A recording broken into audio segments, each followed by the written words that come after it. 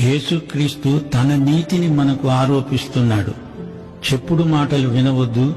అలా విని నీ పనివానికి నీవు అన్యాయం చేస్తే, అతడు నిన్ను శపిస్తే, అది నీవు వింటే ఆ శాపము నీ మీదికి వస్తుంది. చెప్పుడు మాటలను లక్ష్య పెట్టవద్దు. సాడీలు చెప్పేవారు నీ చుట్టూరా చాలా మంది ఉంటారు. నిన్ను ఎరిగినవాడు ఎవడో నిన్ను తిడతాడు. అది నీవు విని నీవు అతన్ని తిడతావు. అప్పుడు అతడి వల్ల నీవు, నీ వల్ల అతడు ఇద్దరూ చెడిపోతారు. నీవు మార్గమధ్యంలో అటూ ఇటూ చూడకుండా తిన్నగా నడిచిపో. నీవు జీవము గల మనిషివి.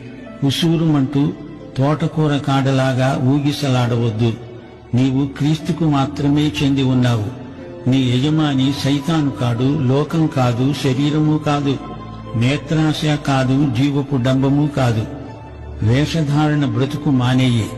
ప్రార్థనలో, ఉపవాసములో, దాతృత్వములో నీ ఆధ్యాత్మిక జీవితాన్ని వేషధారణ దెబ్బతీస్తుంది.